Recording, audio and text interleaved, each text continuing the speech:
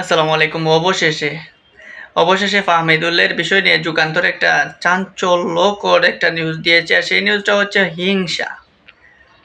অর্থাৎ সংক্ষেপে যেটাকে বলা যায় যে হিংসা। হিংসার কারণেই ফাহমিদুল আজকে বাংলাদেশ জাতীয় দলের স্কোয়াডে নাই, চলে যেতে হয়েছে ইতালি। যুগান্তরের ভাষ্যমতে সেটা হচ্ছে যে প্রস্তুতিতে কোচ কাবরেরা কিন্তু ফাহমিদুলের উপর সন্তুষ্ট ছিলেন, খুশিই ছিলেন।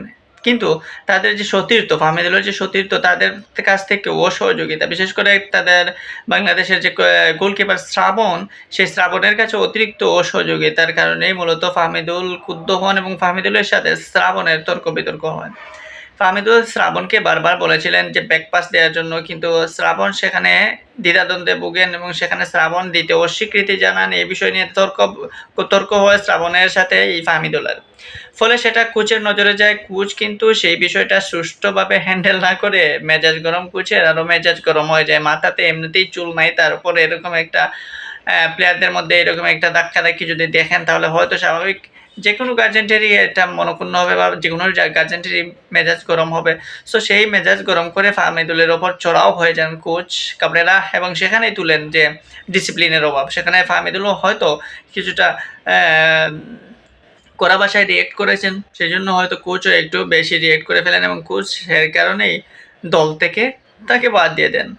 আসলে কোচ চাইলে কিন্তু শ্রাবণকেও শাস্তি দিতে পারেন, কিন্তু সেখানে শ্রাবণকে শাস্তি দিবেন কিভাবে? শ্রাবণের তো ব্যাকআপ অনেক শক্ত। শ্রাবণ তো বসুন্ধরা কিংসের প্লেয়ার, শ্রাবণ তো দেশীয় প্লেয়ার, শ্রাবণ তো দীর্ঘদিন থেকে দলের লাইনে রয়েছে, দলের মধ্যে অন্তর্ভুক্ত রয়েছে।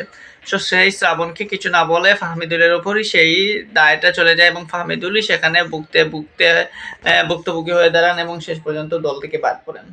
সো সেটাই যদি হয় মূল কারণ, তাহলে বলতে হবে যে কোচ আসলে সঠিক সিদ্ধান্তটা নেন নাই, কারণ তিনি সুষ্ঠুভাবে বিষয়টা পরিচালনা করতে পারেন নাই, তিনি ন্যায় বিশেষভাবে দেখতে পারেন নাই, যার কারণে তিনি ফাহমিদুলের ওপর একতরফাভাবে দোষটা চাপিয়ে দিলেন।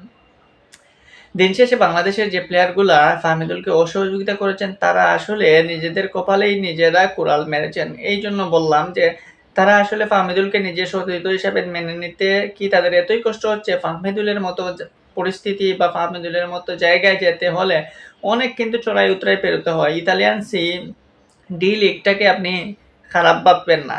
সেখানের প্লেয়াররা বাংলাদেশের এই দলের প্লেয়ারদের চেয়ে ভালো। সো আর তাছাড়া ফাহমিদুলের যে বয়স কিংবা ফাহমিদুলের যে গতি, সেই গতিটা কিন্তু জাতীয় দলের জন্য ভালো হতো। কিন্তু এই অসহযোগিতা এবং শ্রাবণের এই অযাচিত ব্যবহারটা আসলেই ফাহমিদুলের সাথে মানায়নি। শ্রাবণ কিন্তু দীর্ঘদিন থেকে বাংলাদেশ জাতীয় দলের রাডারে ছিলেন।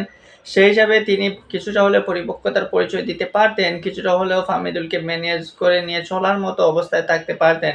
কিন্তু তিনি সেটা করেন নাই এবং সেখানে যদি কোনো বাহিরের ইন্ধন থাকে, সেখানে কোনো দলীয় বা সমষ্টিগত কোনো ধরনের কোনো ইন্ধন যদি থাকে, যে হিংসে করে ফাহমিদুলকে দূরে সরিয়ে দেয়া বা ফাহমিদুলের জায়গায় অন্য কোনো প্লেয়ারকে জায়গা করে দেয়া, এরকম যদি হিংসাত্মক মনোভাব থাকে, তাহলে সেটা ফুটবলের জন্য কল্যাণকর নয় এবং সেটাই হচ্ছে সিন্ডিকেটের মূল বিষয়।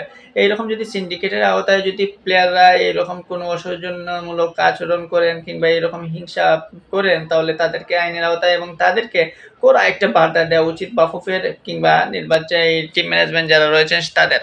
সো এই বিষয়টা অতি তাড়াতাড়ি আরও বেরিয়ে আসবে। যুগান্তর এইরকম একটা দুর্দান্ত নিউজ দেওয়ার কারণে হয়তো মানুষের মনে কিছুটা প্রশান্তি পাবে, ফুটবল প্রেমীরা কিছুটা বুঝবে যে আসলে মূল নাটের গুরু কারা। সো এই আশা করি ফুটবলের এই বিষয়টা দ্রুতই মিটমাট হবে এবং বাংলাদেশ ফুটবলে ফাহমিদুল আবার কামব্যাক করবেন।